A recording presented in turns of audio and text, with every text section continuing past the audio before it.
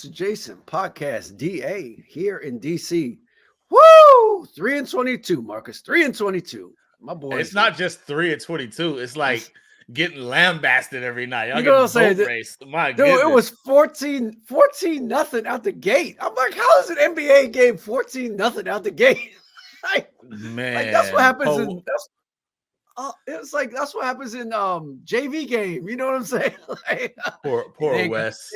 They ain't got no players. You know what I'm saying? Like, God, jeez, like this is unbelievable. But you know what though? They should be so thankful that Detroit and San Antonio are in the league because ain't nobody talking about the Wizards right now as bad as they are. Because Detroit is just Lord, man. That's why we need NBA. The NBA needs relegation. Right. Bottom line. Right. Some of these teams need to be dropped. That's what they need to do. They need to be dropped. You know here's what would be great. I wouldn't see like relegation is usually it's a season, right? It's a whole season in in soccer. See, you can't do a whole season. Just logistically, it's impossible. But what you could do is do it for 2 weeks and just shame them for 2 weeks. That would be more fun to me. Would be like, damn, man, y'all got to go down. That would be incredible. Y'all got to play overtime and leave for 2 weeks. That would be, and then the team got to replace them and play their games. It's like right. Yo, I'm telling you, bring me the Las Vegas Aces and replace them with the Pistons for just for 2 weeks. Just for 2 weeks. Let the Aces. It can't be worse, right? I think the Aces would be entertaining. Yes, it would. You think the Aces would win one game?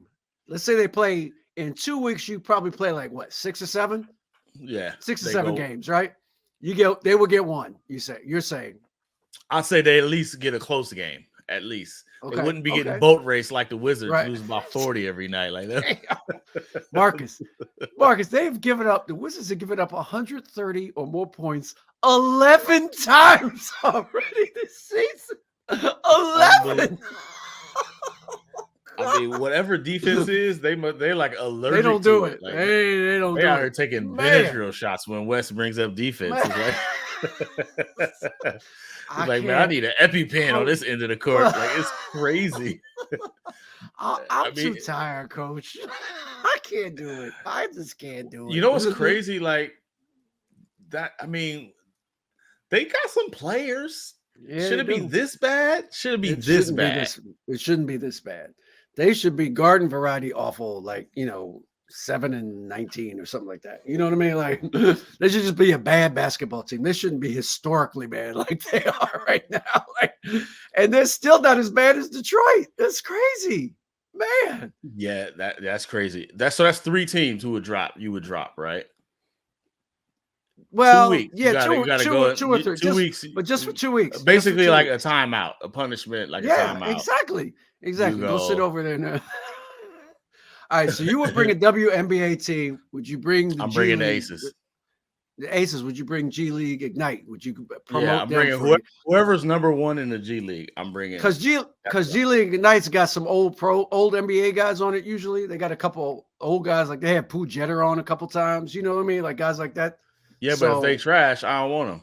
So let's go with the Indiana Mad Ants. Let's put them up there. They're 11-1 on a 10-game win streak. They cooking everybody. Okay, all right. So the Mad Ants. You say Mad Ants get the pump. The G League Ignited are 2-9. They basically the Pistons of the G League. Like we don't want them. So you can't. All right. So the Mad Ants.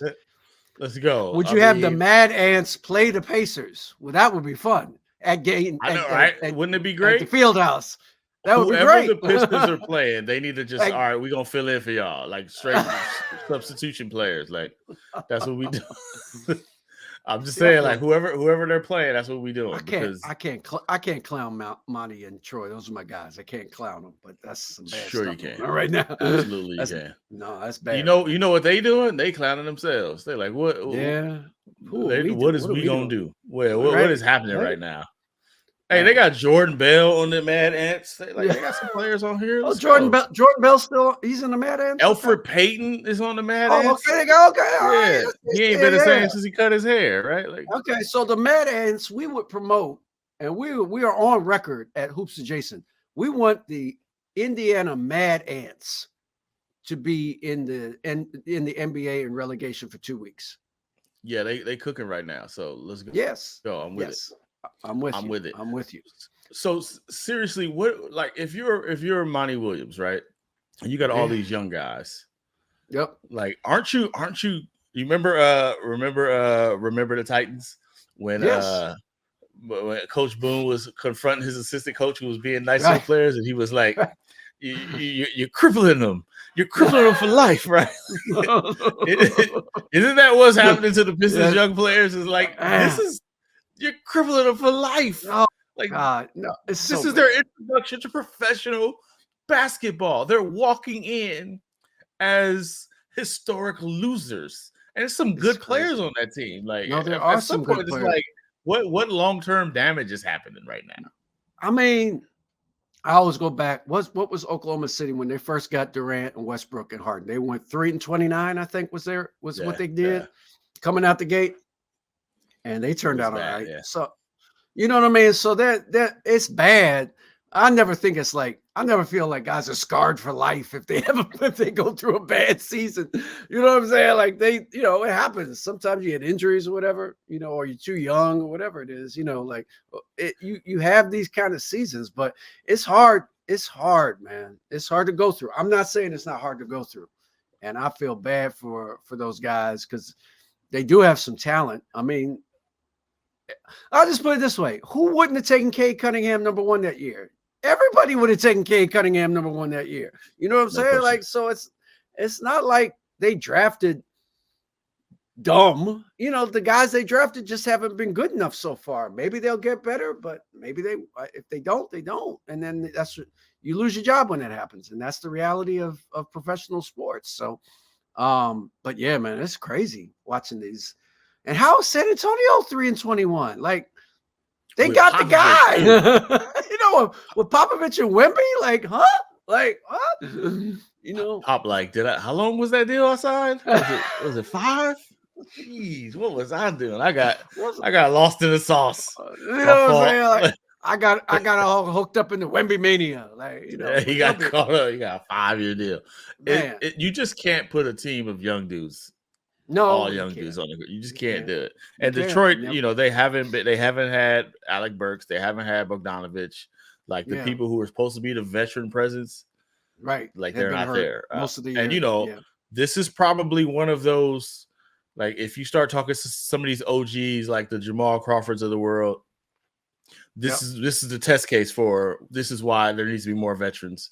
This is why you need to make sure in your locker room, on your bench, are some people who know the game and know how to play instead of just going all young, because this is embarrassing. This is bad. Like, this is bad. Like, they're tanking without even really trying to. And that's the thing. I don't think I don't think they're tanking. They're not trying to lose like this, So that's what's doubly bad about it. I don't think any of these teams are like, because the draft's not that good, frankly. I mean, at least now nobody thinks of this. Imagine Detroit. Up. You don't get Wemby. You weren't bad enough to get Wemby. Yeah. And then this is your terrible year. Right. And then there's nobody in the draft. And then next year is like Cooper Flag. And you probably will have figured it out by then. Right. And you'll be too good. You'll win too many games to get Cooper Flag. You'll be too good. Yeah. It's brutal, man. It's brutal. Brutal. Yeah. Brutal. It's pretty bad. I'm going with the Indiana Mad Ants, the Las Vegas Aces, and And do we need to take one more? Do you want to do a college team? You want to do you go with Arizona? Arizona right now? I think that was number 1. Yeah, I would. That would be fun. Go Kentucky. You just go with Kentucky. Let's put it this way: I'd rather do that than the in-season tournament. I would rather do relegation for 2 weeks. That would be more fun to me and generate more interest. What would the rating be if the Indiana Mad Ants just all of a sudden showed up in the NBA and they're playing, the Phoenix Suns tonight? The rating would be insane. People would tune that in. They'd be crazy. They love to watch that. That would be unbelievable. Can you imagine? Can you imagine the entire team get subbed out? Right. They should do the visual too. Put the whole team at the scorer's table. Be like, sub, come on out. Just have somebody have a retired referee like Dick Bavetta saying, "You are relegated." Yeah, out. man, that would be incredible. And you know what? And also make sure whoever's filling in, they get the money too. They get the game checks. They get the NBA pay for 2 weeks. Yes, they get the game checks. Yes. No question about it. Like, yep, this is what happens when you don't try defensively. This so much. Exactly. Arizona, University of Arizona, come on up. You're in the NBA now. And then you make, you know, can you imagine now, like the Wizards, they got to go play like Santa Barbara, like. Exactly. Hey man, you're now in the Maui Invitational. Like, have fun. Now you play at Sioux Falls tomorrow night. Good luck, fellas. Yes, and you get their check, by the way. And you get the Sioux Falls. You get their transportation. You get on the team bus and all that. That would be great. The league, I don't think I've ever seen this before. There's usually like one team that's terrible historically. Yeah, no, you don't usually see this. 3? Yeah, it's not this. I know it's happened before, but not to this level where there is such clear, and not this early. I'll put it that way. Usually over the course, it usually takes half a season for the really bad teams to kind of no question, to settle to the bottom. This has been from jump, like it's been clear from the third game of the season. Damn, these 3 teams are awful. Like, that's crazy. Is there first off, I'm not gonna let you get away with that in-season tournament shade and not elaborate. Like, you threw. I'm fine. How are you? Are you serious? How are you not into the greatest creation since the play-in? So you won't be at the banner raising ceremony at. I will not be at the banner raising ceremony. You know, it's funny. I remember when they retired. What was my man's day at the Summer League? Nate Robinson's jersey at the Summer League because he had either played in more Summer League games than anybody, or his team had won, I forgot, multiple whatever championships, whatever they call it, and they retired his jersey. I was just like, this is, y'all actually trying to make this a thing. You're actually trying to make, you're coming to the jersey retirement now. No, I'm not. Like, what are you talking about? No, it's because you say it's important doesn't mean it's important. Like, no, I'm not coming. Exactly what it means. Nate Robinson's jersey retirement. No. So that's my take. My thing. I was surprised they went all out like that, though. I mean, they had hats and champagne and goggles. I was pretty surprised by that. Like, oh, that was a bit. Oh, wait a minute. I got to do this. Marcus, were you there? First of all, were you in Vegas? Because I didn't go. I didn't go. I didn't go. All right. But you saw after the game, right? When they do the ceremony and everything, which was fine. But how about Silver, like, shooing the kids off? Did you see that? The little kids are giving out the medals. They gave everybody a medal for winning. All the Lakers got a medal. So the little kids put the medal around, and then 3 or 4 of them were like, LeBron, give me your autograph. And LeBron's like, all right, no problem. And he starts signing the jerseys. And Silver goes, oh, hey, kids, we got something to do now. Because there's a very important event happening. He Sandman'd them off the stage. Oh, wow, Silver. I missed that part. That's crazy. Oh, my God. Come on, Adam. Let the kids get an autograph. Come on now. Silver don't love the kids. Silver don't love the kids. Come on. I got so many DMs on Twitter talk about Silver said F them kids. No way. Come on, Adam. Come on, let the kid get a picture with LeBron. Oh, no, he didn't. Get out of here. Get out of here, you urchins. Get out of here. He told him to move along. That's crazy. Oh, my God. Come on, Silver. Come on, Adam. Adam, get these kids out of here. Adam definitely aimed for the kids. Nah, right. Good. Come on. That was clear. That was funny. If Bron was willing too, that's cold-blooded. Bron was cold with it. Bron was like, the kid told the kid to turn around. He signed the back of his T-shirt, and the kids are like 8. They're excited, I'm looking at this one clip now. It's like the last kid who walking off. He couldn't get an autograph. He looked all disappointed. Right. Bron shook his hand. Like, it's my bad, kid. Commish said you got to go. My fault. I don't control the kid. Hey, man. Come on, man. I was about to get. He right there though, but he right there. Like, Right there. Ron dapped him up. Ron said, come here, give me some. Hey, Adam Silver straight treated them like the streetlights came on. That's crazy. You know, he started calling them by their middle name. Oh my God. That's so well, I missed that. I missed that live. That's crazy. I was like, come on, Adam. So is that your beef with the in-season tournament? No. Well, it's again like okay, but there's a point to be made with this. Is that all right? So again, to try to make this into something that we have to celebrate and have, you bring out a bunch of kids to put medals around the players' necks so that we can say, look at them, look at these nice kids having this moment with the players. And then when they would actually have the moment with the players, you're like, get off the stage, kid.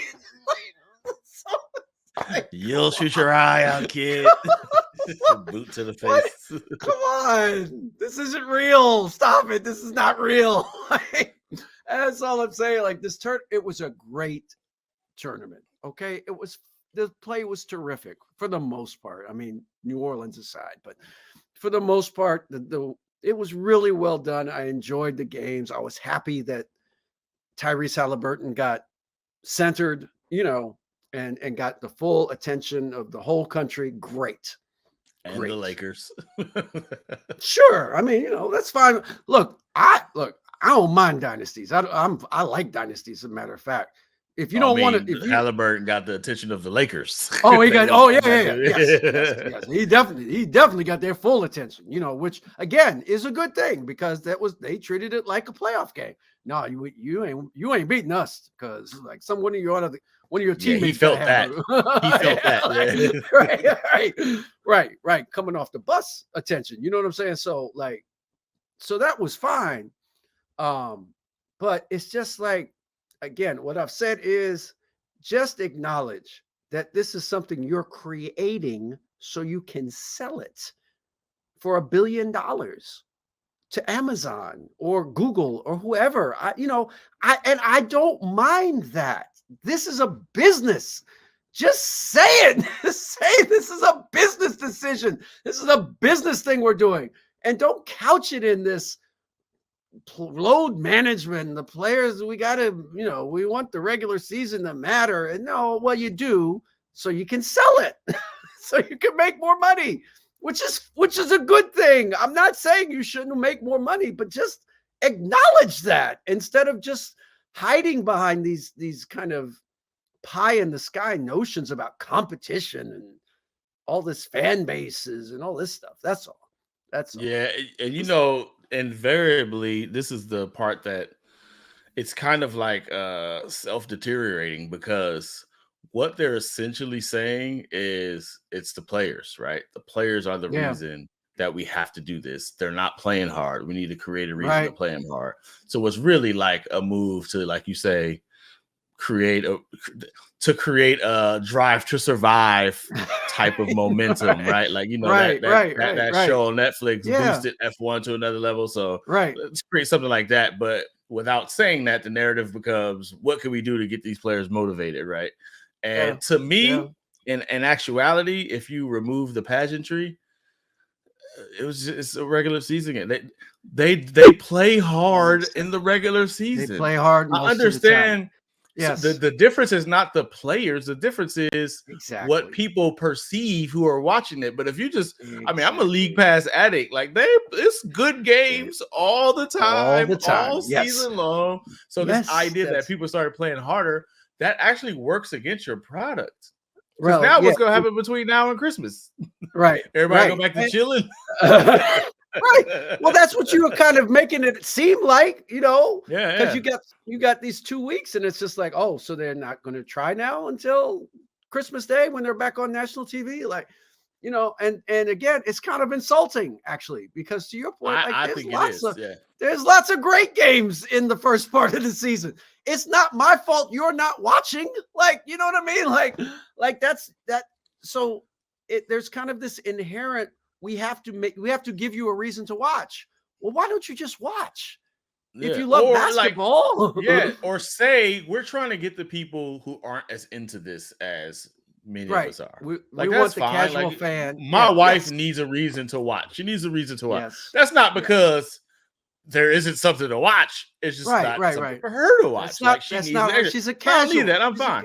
One of the great examples was Oklahoma City against the Warriors, right? First game, in-season tournament. It was incredible, tight game, right? Steph makes the game winner off the glass, incredible. The in-season tournament is crazy. They had 3 more of the same games. All of them were going down to the wire. All of them, you know why? Because they were going to play hard anyway. That's just what it is. They were all incredible, riveting, down to the wire games. It's not because the in-season tournament game made it good, but to me, when you package it as this need to kind of motivate the players, you essentially are tarnishing the product to appeal to a larger audience. But there's a lot of us who are like, hey man, did you watch that Charlotte game? Charlotte's out here actually playing pretty good. That's the thing. They play hard. They miss. Yes. Yeah, it's they play hard. But I get the point, but why diminish the product to make the point? Right. It's hey man, we want a larger audience. How do we get a larger audience? We're going for the casuals, and that's okay. That's okay. Just say that. I don't mind you creating this thing, but just say why you're creating this thing. That's all. It's not, because if you leave it without definition, then it will be defined. Absolutely. And to your point, it will be defined as, the players don't play hard, so they had to literally give them money to play hard.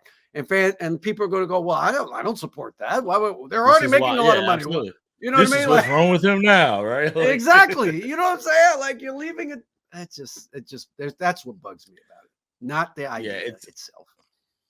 Here's the crazy part, and to me, one of the big issues is the game is not centered enough, the actual game, right? So you need to create a storyline. So they literally, and Adam Silver said this. He said, I would like the media essentially to help explain the game more, right? He wants more basketball. You hear the players talk about more basketball, and they literally doubled down on pageantry.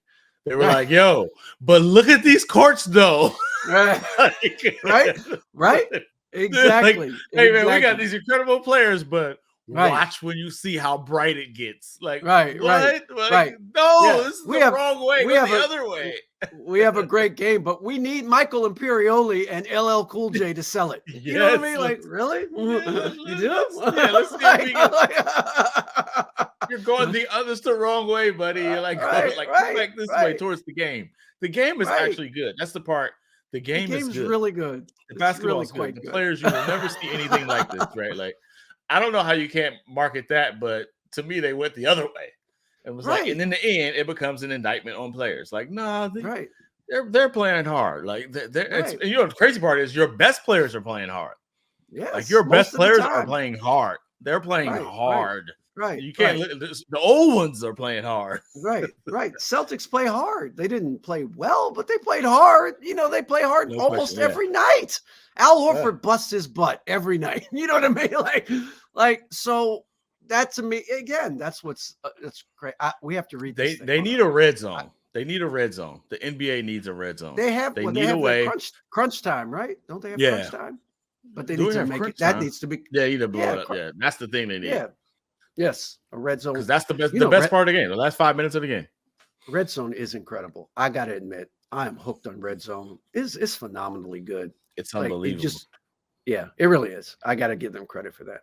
All right, I got to read this thing. We have to read this thing. Next Monday over at The Athletic, we'll have our best 20 of 23 recap. All of our favorite articles and podcasts from the year in one place. Go and check it out next week. Check out our article, by the way, that Marcus and I did on Marvin Gaye and the national anthem, the 40th anniversary. That was in 2023. Are we sure that's going to make it? It better make it. It was good. It better make it. I'm gonna be angry if it doesn't make it. You know what I'm saying?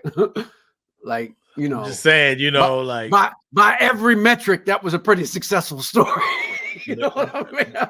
I think we got a couple that should be in there, to be honest. You know what I'm saying? You know what I'm saying? We Talib and Mos Def. You know what I'm saying? Black Star, play on the song. You gotta hear it. You gotta hear it.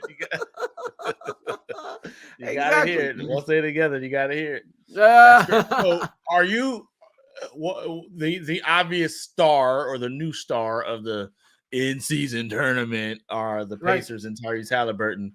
Yes. Are you where do you stand with them? Because they looked really good. Their offense is incredible.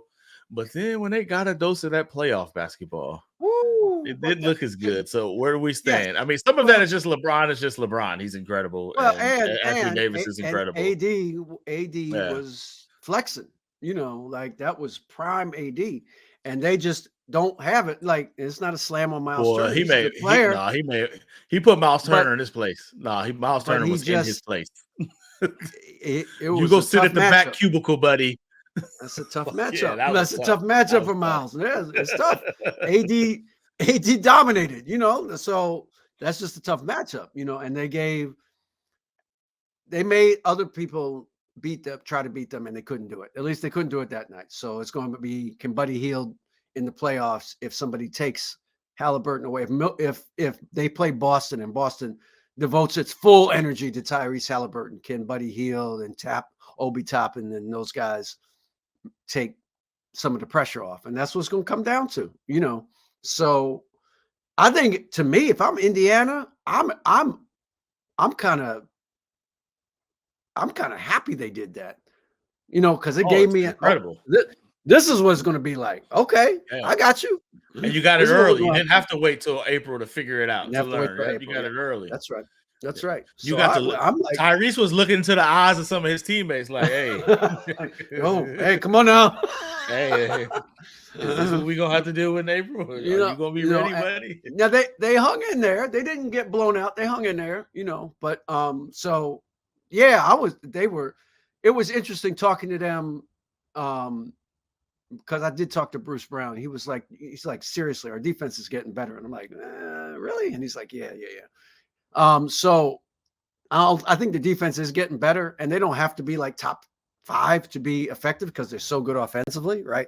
You know what I mean? They just have to be not 30th, you know? So I think Indiana is going to be a factor, but if you're asking me, do I think Indiana can beat Boston 4 times or Milwaukee 4 times as currently constituted? I would say no. I don't think they can.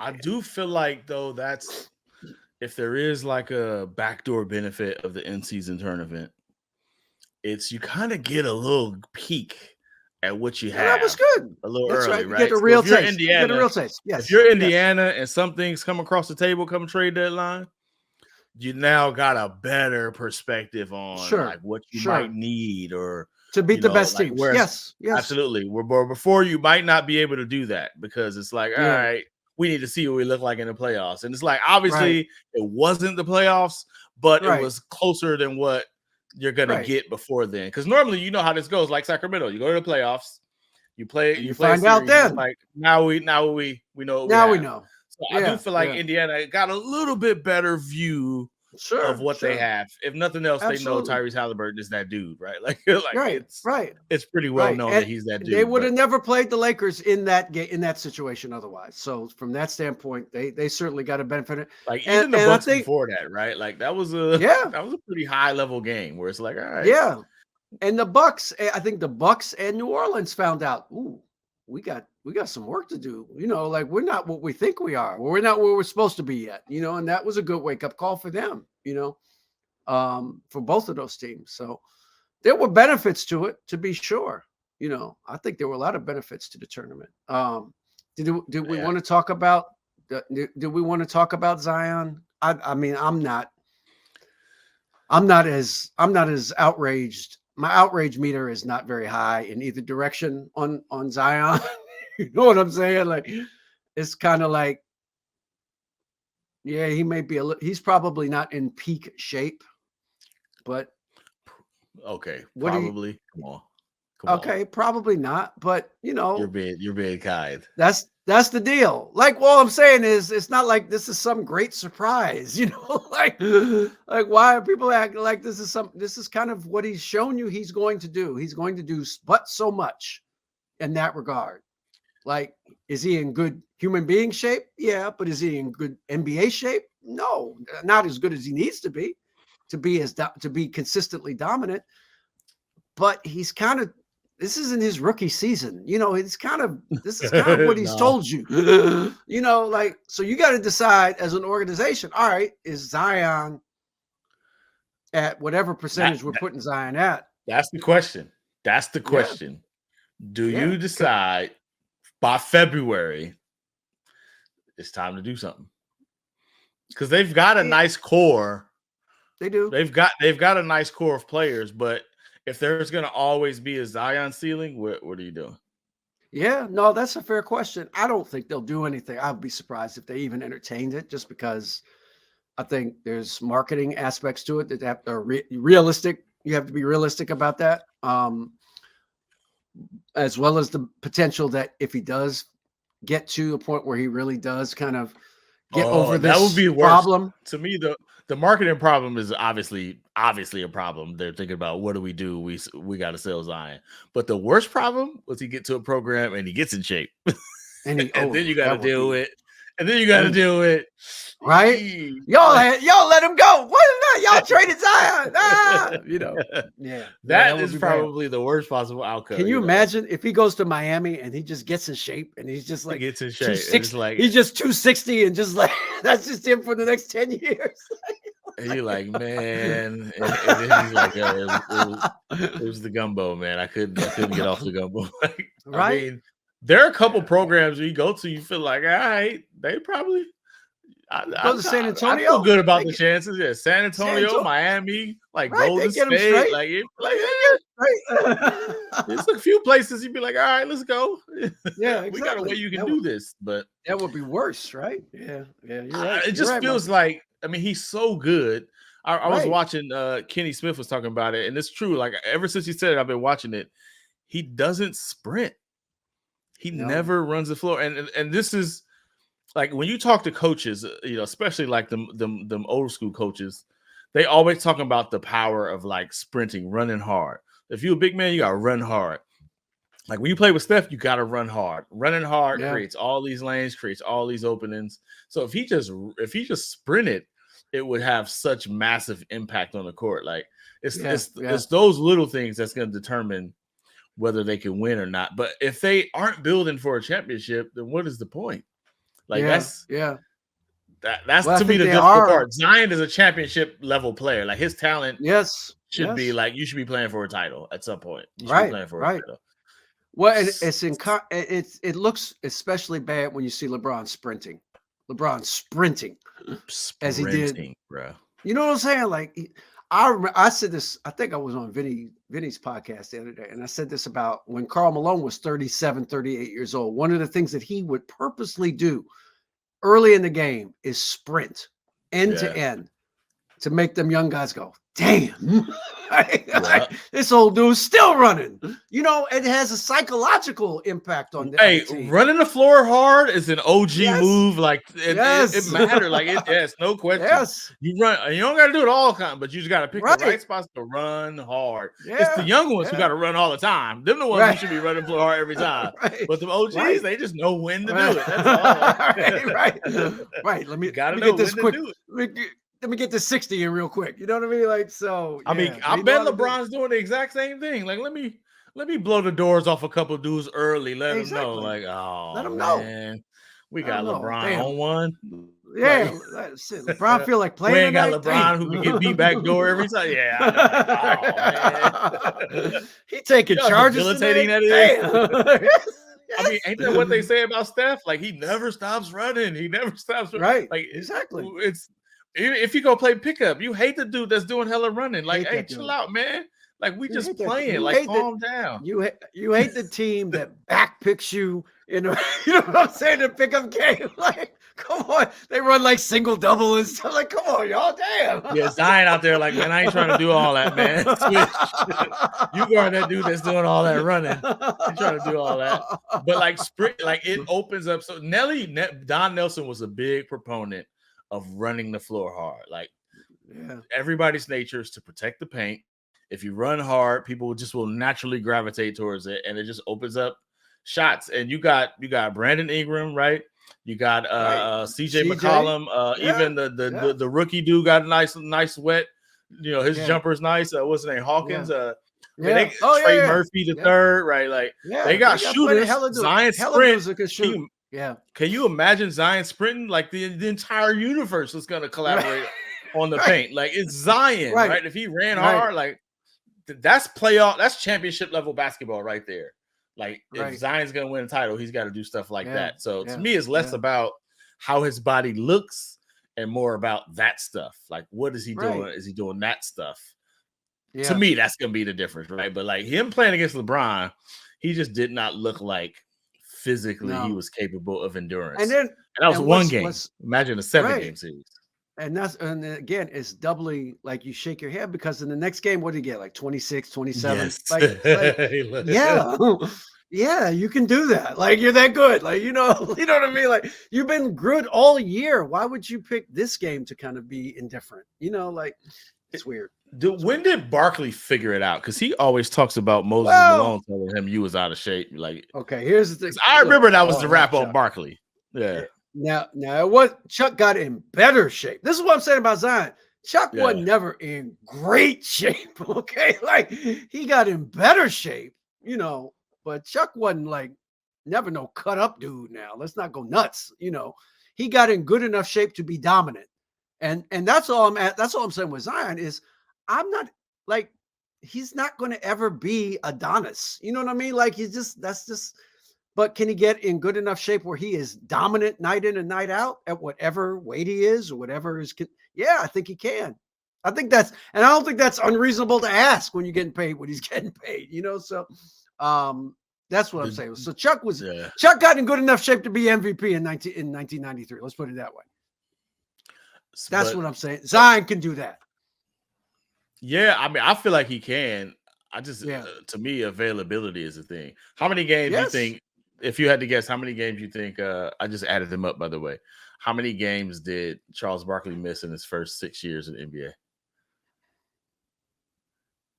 I don't think, probably not that many. Yeah, 22. No. That dude was on the floor. I mean, but he was on the floor. It's a different time. It was a different time. Much different guys time. Played. Them dudes suited up no matter what. Like they played. They played. He walked straight from the bar to the store table. They wasn't playing out there. They was doing lines in the bathroom and they going to hoop. Didn't matter. Let's go hoop. It was definitely a different time. Yeah, I think that's the difficulty with Zion. Like if he was available more, I think it would be like you'd understand it more. Like big dudes play in the league. Like let's get that straight, right? Like big dudes can play. Like bellies don't prevent you from playing. Like Oliver Miller was a baller. Like that dude was a hooper. Yes. Kevin Duckworth could play. Yeah, Kevin Duckworth. Arvidas Sabonis wasn't winning no Arnold Schwarzenegger bodybuilding contest, right? Like you could be a baller if you're big. You just got to be available. Like that's the thing. You have to be available. Yes. So if Zion can be available, and I don't know that his weight or conditioning is what's keeping him out. It's just the obvious thing to point to, right? Maybe I think it exacerbates the issue that he had when he was at Duke, which was just can his lower body handle the torque?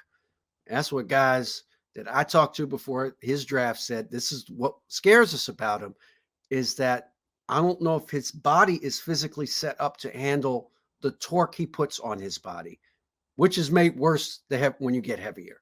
But even if he was in great shape, he'd still have the torque issue. You know what I mean? Like that would still be a concern. Yeah, like can his joints handle it? Like he's just not built for his joints to handle the stress that he puts on his joints, the way he jumps, the way he lands, all of those things.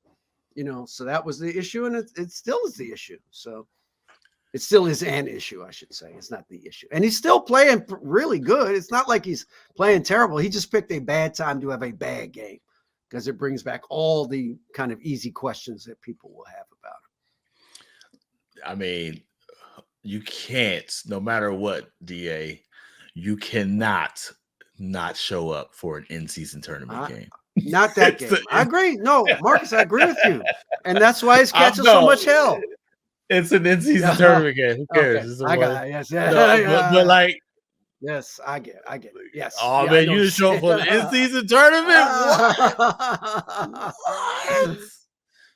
I feel like what do you have the next night? 30, 36, 5. Yeah, he went nuts. 13 for 17. 36, not 26. Yeah, 36. 36. Yeah, right. 36. So okay. That's why people are mad at you because you had 36 tonight. My issues is not his weight. It's running the floor hard. It's rebounding. Like his rebounding is way down. Like he should be a better rebounder based on. Yeah. But I get it. If you only got a certain number of torques in you, you might as well use them to explode to the basket, right? Like, yes. But if you're gonna be big, you got to rebound. Right. Like, come on. If you're gonna be big, you got to rebound. Big dudes rebound. Yes. Like you take up space. Like use that body. That body's like Kevon Looney is another guy. Kevon Looney is not. He ain't winning no sculpting contest, right? Like but he go get the ball, dude, right? Yeah, but he gonna go get the ball, right? Like go get the ball. So you got to rebound. Yeah, our producer called it out. The round mound of what? Barkley was a round mound of what? Mound of rebound. Round mound of rebound. Yes. You gonna be big. You got to rebound. That's anything else. I'm good with it. But here's the thing. They feel like this can't be solved. I don't know, man. You might have to. What's the package? But here's the thing about Chuck. Here's the thing about Chucky. Chucky always went and got the ball. Always from minute one he was in the league. Always went and got the ball. That you can in shape, out of shape, 280, 260, didn't matter. He went and got the ball all the time. He never didn't rebound in the league. And that's what made him special. Tutored by Moses Malone. Like, come on. And it was 6'4". Chuck was 6'4". 6'4". And was that a real 6'4"? Or no, he was listed as 6'6", but he was 6'4". No, he was 6'4". He was 6'4". Yeah. No, he was definitely small. That's back when they was really used to juice it. They used to juice the height. Yeah. He was 6. He was 6'4". And I guess he was pretty strong. He was pretty strong from early, I guess. But he could jump. Like Charles could really jump. And he would really go get the ball. He was a phenomenal rebounder. That every day of his life in the NBA. Yeah, there's just a lot of meat on the bone with Zion. That's what it just feels like. There's a lot left. There's a lot there. All right. Speaking of meat on the bone, like at what point do we stop expecting this from Bron? Like I get tired of he's 38, he's 39, but at some point it's like, come on, Bron. This is ridiculous. This is ridiculous. What he's doing. Come on, Bron. Ridiculous. This is ridiculous. It really is. It's amazing. I can't, I've run out of superlatives. I mean, it's a tribute. And again, I said this the other day somewhere, like to me, that's where he's the greatest of all time. That's what he's the greatest of all time at that. Is he the greatest basketball player of all time? I would say no. But is he the greatest of all time at maintaining excellence over 21 years? Yeah, he is. Yeah, he is. Because Jordan could still play at 39 and 40, but he wasn't Jordan anymore. Yeah, he wasn't Jordan anymore. You know what I mean? He was just really smart and really great fundamentals and could outthink people on the floor. But he wasn't beasting on dudes no more. This guy's kid, he's 39 years old. This guy's still beasting guys physically. It's crazy. Like young dudes too. Young dudes. That's crazy. I mean, he's coming down and people are just like not getting in front of him. Like it's crazy. They're like, yeah, I'm not getting in front of that dude. And then they start reaching. And he's smart too. I'm not saying he's not smart. He's very smart, knows the game inside and out. But he's still dominating people physically at his age. That's what's crazy to me. Nobody is dominant physically at any, like Tiger's not dominant physically anymore. He was, but he's not anymore. But he's still really smart, and he knows what club to use, and knows every course he's ever played on, and how to get around a course. But he's not he's not hitting a forward 300 yards anymore. Even though Tiger, like the rest, like he kind of paved the way, and then now all these other golfers started lifting and getting in better shape and getting stronger. Like he came back to the pack in that way too. So you get older, right? Now you got That's what I'm saying. Like LeBron's doing this in a league where people are they're all in great shape. Like a lot of them are in great shape, and he's Yes. still superior, Most even of though the them rest coming. of them know. Like, Yeah. that's crazy. Yeah, it is. Like It is. these aren't little dudes, really. Like No, not where he's it's playing, not the position he's playing. his combination of size, like physical, like just girth and strength and speed. It's still overwhelming. It's still, when he summons it, it's still like, what do you do about this? Like it's still a conundrum that there aren't very many people you can put in front of him. You either got to be quick enough or you got to be strong enough, but you're not going to be both. Right. Aaron Nesmith gave it all he had. Like he was there, he was ready. He was trying. He's like, I'm up in you. Like, like that dude he got heart, man. He was in front of him. Yeah. Right. He's just too little. Like you're either too little or you're too slow. Like it's still a conundrum that he presents, which is crazy at 39. You know what I'm saying? And I bet, you know, I haven't asked him this, but I bet like watching his son has given him energy, like watching his son fight back. Like yes. Like that's a different level of strength. Like, you know what I'm saying? Like when it's your family and it's your kids, you know, like that's different. Like he's some of that grown man strength. It's like I remember we used to play hoop with this one dude, right? We was young too. I was like 15, 16, you know, them teenage years. And it was this one dude, DA. He was like, I mean, he was like clearly like, you know, on drugs, right? And like you one of those dudes, right? Yeah. 6'3", like thin, super thin. Bro, we could not move this dude. Like he was so strong. It was like he had that life strength. Like it had that strength. Hey, he put that forearm in you, bro. You was not. We used to be like, yo, why is this dope fiend so strong? Like that's what we learned about. It's a different level of strength, man. Like once he holds you, like you was cooked. Like there was nowhere, like, bro, this dude is like 110. Like, you know what I'm saying? Like go with me, cokehead. Like go out here, and he's the strongest dude on the court. Like LeBron got that kind of life, like he's rocking on life strength right now. Like my son, man. You know what I'm saying? Like my son is fighting back. I'm fighting too. Like you don't want to step in front of that. Like that's a different level right there. Business like he decision, got another level. No, LeBron is just there's all that old dude that just, oh my God, he's unbelievable. It's nuts. Like even it really is. It's really nuts, and I get tired of it as much as I'll be like, yo, this is. I get tired of it, but again, he's 37. He's 37 years and 11 months. Oh my God, he's 37 years and 12 months. Oh my God, he's 38 years and 3 months, and he's doing this. Like, all right, we got it, but it does get to a point where it's like, my goodness, this dude he's still doing this. It's unbelievable. Yeah, they might actually be a contender. I don't know if they can beat Denver, but I mean, if AD at their best. At their best, they could probably beat anybody. I just don't know if they can summon their best all the time. And he can't. I'm not saying that AD has to outplay Jokic because he can't. Jokic is great. Yeah, that's if he just doesn't lose the position to Jokic by a lot, like just neutralize him a little bit. You know, like they may. It would be an interesting series because LA is really big. They're really still need that third. They need that third player though. They need that third creator. Yeah, but it's like Austin Reeves. I'm him. I'm him, right? Yeah. We'll see if he can do it on that level because he's got to deal with KCP. Exactly. Well, like once KCP that's another big. Yeah, that'd be a great series though. The Lakers' problem is you got to do it 16 times. Like their best is good enough to beat anybody. Can they summon it 16 times? You can do it 16 times. And that's where the age and all that comes in. Yes. But one game series, like right.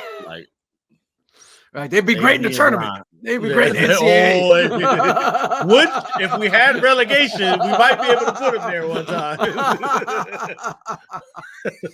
All right. So. Yeah. So all right, we're getting out. We've been talking way too long. We got to do this again next Monday over at The Athletic. Our best 20 of 23 recap. All of our favorite articles and podcasts from the year in one place. Go and check it out next week. All right. So make sure you search for Marvin Gaye. Just search Marvin Gaye. Marvin Gaye. Search for Marvin Gaye or Steve Kerr teacher. That was another good one. That's what I'm saying, man. We put out a couple of hitters last year. We did some good stuff. Watch it though. That's 2024 though. Oh, we're gonna get them 2024. Ooh, I just made that up, but now we got to do it. No. We got some ideas. We got some things in the hopper, as they say. All right, leave that 5-star review for us on Google, Spotify, Apple, wherever you get this fine American podcast. Marcus, if they can't leave those 5 stars, what do they need to do? Keep it to yourself, you haters. Or we're gonna relegate you to play the Indiana Mad Ants. You don't want none of that Mad Ants smoke. You don't want no Mad Ants on you. No, you don't want. You ever have some Mad Ants on you? You don't want. I'm gonna stick Alfred Payton on you. You don't want Alfred Payton on you.